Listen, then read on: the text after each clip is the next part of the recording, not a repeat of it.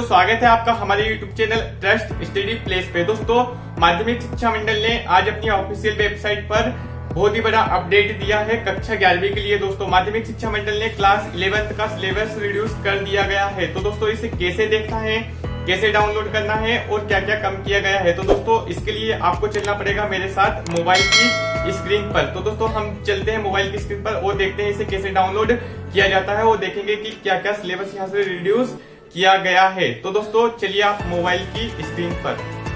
तो दोस्तों मैं आपको बताने वाला हूं कि हमें इसे कैसे डाउनलोड करेंगे। तो आप अपने मोबाइल के किसी भी ब्राउजर में mpboard.nic.in लिख दीजिए, mpboard.nic.in। जैसे ही आप लिखेंगे और नेक्स्ट करेंगे तो वैसे आपको एक इस प्रकार का विंडो ओपन होगा जिस पे लिखा हुआ Madhya Pradesh board of secondary education. तो दोस्तों इस पर क्लिक कर दीजिए। आपके सामने कुछ इस प्रकार का विंडो ओपन होगा जिस पर लिखा हुआ है ऑनलाइन परीक्षा फॉर्म भरने एवं शुल्क भुगतान हेतु अंतिम तिथि। तो दोस्तों इसको आपको नहीं देखना है, इसे आप क्लोज कर दीजिए। जो येलो यहाँ पर क्रॉस का साइन है यहाँ से उसे क्रॉस कर दीजिए। दोस्तों अब हम यदि जैसे ही क्रॉस करेंगे तो आपके सामने कुछ इस प्रकार का विंडो ओपन होगा। तो दोस्तों आप इसमें बहुत अच्छे से देख लीजिए, यह विंडो आपके सामने ओपन हो चुका है।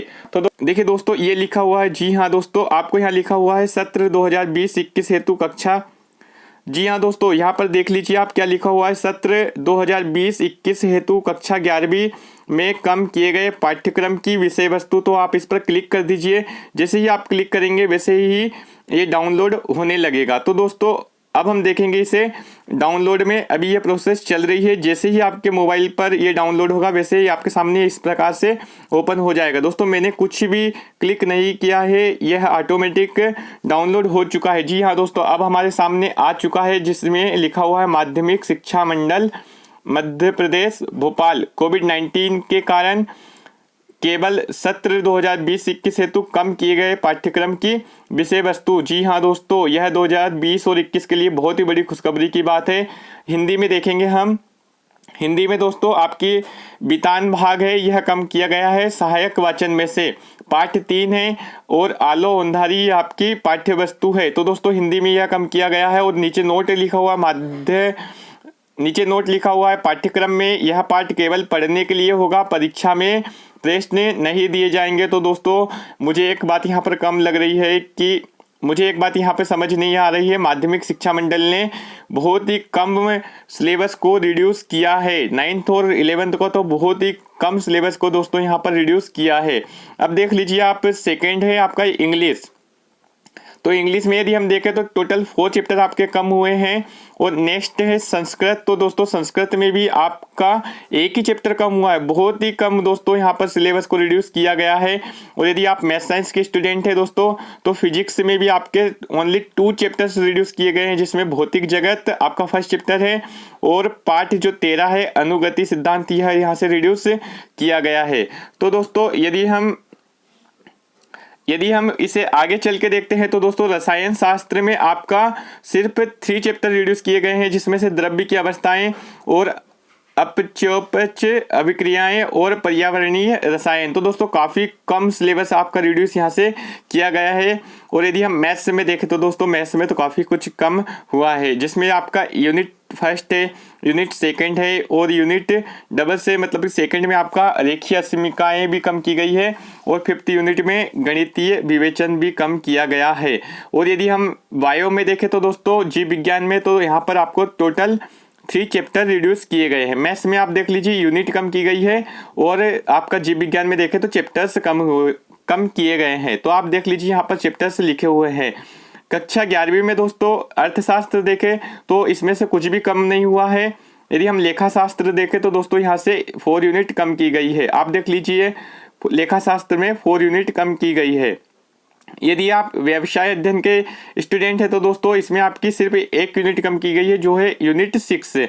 यदि आप इतिहास के स्टूडेंट हैं, आर्ट्स ब्रांच से है, तो दोस्तों आपके इसमें 2 यूनिट कम की गई है, जो है समय की शुरुआत से और संस्कृतियों का टकराव। और यदि हम राजनीति विज्ञान में बात करें तो दोस्तों यहाँ से भी 2 यूनिट कम की गई है, भारत का संविधान सिद्धांत और व्यवहार। और आपका है भारत का संविधान सिद्धांत और व्यवहार, मतलब इकाई 6 और इकाई जो 7 नंबर की वो आपकी कम की गई है। यदि आप समाज शास्त्र के स्टूडेंट हैं तो दोस्तों यहाँ भी आपके 2 चैप्टर्स रिड्यूस किए गए हैं। यदि आप भूगोल के स्टूडेंट है, जियोग्राफी के, तो दोस्तों इसमें 10 चैप्टर आपका कम किया गया। यूनिट कम की गई है। प्राकृतिक संकट या आपदाएं, इसका कारण, परिणाम तथा संबंध यहाँ से कम किया गया है। और यदि आप होम साइंस के स्टूडेंट है तो दोस्तों यहाँ पर देखिए आप यूनिट आपकी 8 कम की गई है, जो है बाल विकास।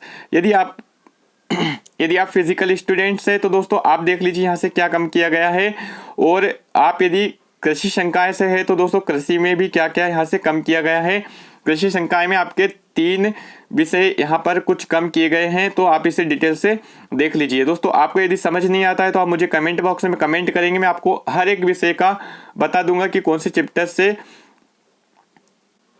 मैं आपको बता दूंगा कि कौन कौन से विषय से कौन कौन से चैप्टर रिड्यूस किए गए हैं। दोस्तों यहाँ से देख लीजिए आप, यदि कला समूह से तो आपके यहाँ पर क्या क्या कम हुआ है।